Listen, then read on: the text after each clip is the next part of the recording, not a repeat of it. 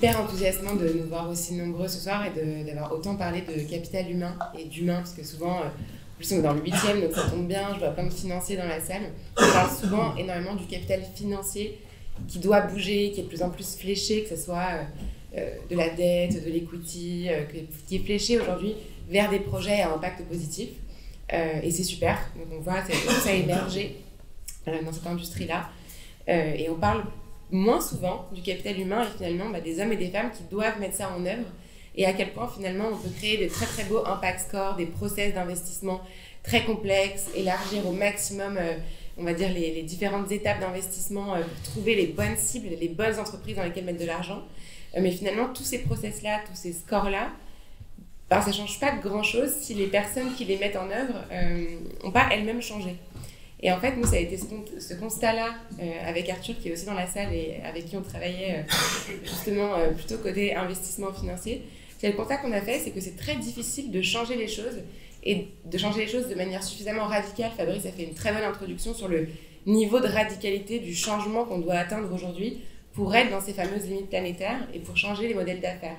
Et ce changement radical, il est porté par les hommes, comme tu le disais, finalement, tout ce qu'on touche, tout ce qu'on voit, c'est d'abord des humains qui l'ont fait, qui l'ont fabriqué. Donc ce changement radical, il vient souvent par des gens qui ont une vision profondément différente du monde, profondément différente de ce à quoi une entreprise doit servir.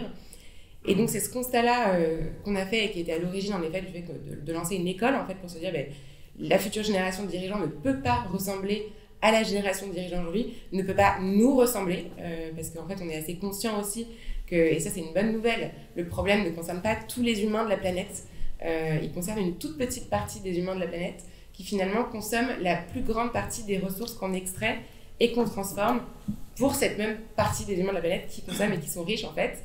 Et donc que ce soit à un niveau très macro, finalement le système économique qui aujourd'hui n'est pas compatible avec ses limites physiques de la planète ne bénéficie qu'à une petite partie des humains.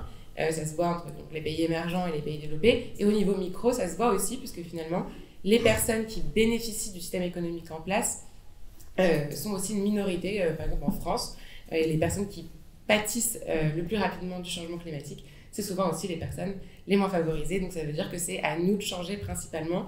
Et donc c'est pour ça que je suis vraiment très très heureuse de voir aujourd'hui qu'on se réunit ici, beaucoup de dirigeants qui sont réunis, donc des gens qui sont aux manettes. Et je trouve que c'est vraiment important de voir ça. Je pense que c'est ce qu'on va essayer d'apporter, nous, à TTI, sur le volet éducation, RH, inclusion. On va essayer de mettre en commun un maximum des choses qu'on apprend, de vous les partager, parce que cette collaboration dont on parle, elle est nécessaire. On doit faire mieux avec moins. C'est un énorme changement de mindset par rapport au fait, dans nos secteurs, de se dire qu'on est en compétition, qu'on doit gagner des parts de marché et qu'on doit du coup se protéger absolument avec un propriété intellectuelle et tout ça. Non, là, on est dans une démarche collective parce qu'on a conscience, je pense, tous du même diagnostic. Enfin, on a pris conscience du même diagnostic. Donc, c'est assez inspirant de voir ça. Et en plus, en vous parlant déjà, en vous écoutant, on se rend compte qu'on a tous pris ce diagnostic sous un angle différent. Donc, ça veut dire qu'en plus, on est hyper singulier et qu'on peut collaborer de manière apaisée, sans stress. Donc, nous, c'est ça qu'on vient donner, c'est ça qu'on vient chercher. Je pense que la dimension internationale est clé. Il ne faut surtout pas qu'on se silote non plus trop dans nos pensées. On a beaucoup vécu... alors voilà, nous, on est sur une première promo, on pourra s'en reparler, donc on apprend énormément. Il y a 6 pays différents représentés. On apprend énormément aussi de ces biais culturels qu'on emporte quand on apprend. Tout le pitch, c'est d'apprendre à désapprendre. Donc lutter finalement contre des croyances limitantes. Fabrice l'a dit aussi au démarrage, on a l'impression que critiquer un capitalisme tel qu'on le connaît aujourd'hui, nous on a déjà eu des gens qui nous disaient c'est comme si tu disais 1 + 1 n'est pas égal à 2. Donc ça a été pour nous une grande claque parce qu'on s'est dit non, enfin, c'est une représentation de l'esprit, c'est culturel en fait finalement cette économie dans laquelle on vit. C'est absolument pas une réalité scientifique.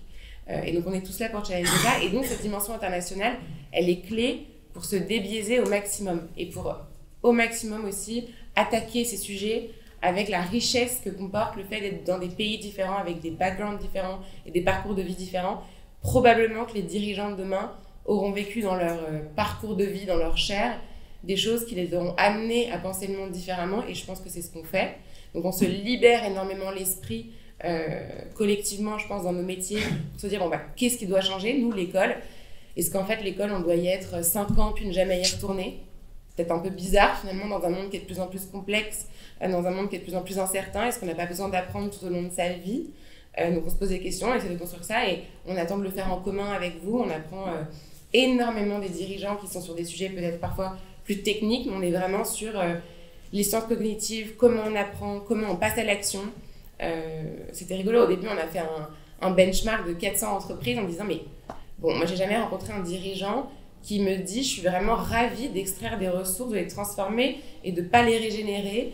Je suis heureux de faire ça. Non, les gens sont plutôt d'accord sur le fait qu'il faudrait faire différemment.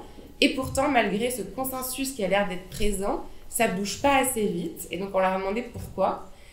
Et des dirigeants très cartésiens, très très loin d'être hippies, nous ont répondu on a un problème de créativité. C'est quand même intéressant de voir que cette compétence-là est ressortie chez des gens qui finalement ne sont pas forcément baignés dans ces mots-là au quotidien. On a un problème de créativité parce qu'on n'arrive pas à embaucher de la compétence de penser différemment. On sait répliquer, on sait faire la même chose que ce qu'on faisait dans le passé, mais on ne sait pas inventer, ou on sait difficilement inventer dans plein de secteurs. Et donc ça nous a, nous, beaucoup questionnés, finalement, dans nos écoles, aujourd'hui, dans notre top schools.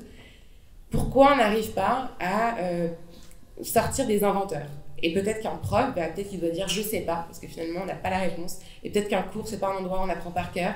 Et peut-être qu'un cours, c'est comment on réfléchit. Et peut-être que dans un fonds d'investissement, nous, ça nous est arrivé, on a dû se gratter la tête.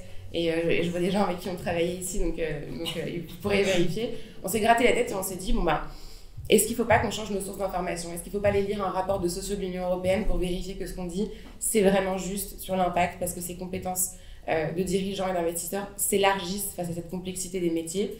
Voilà, donc nous, TTI, on vient pour ça et je passe la parole.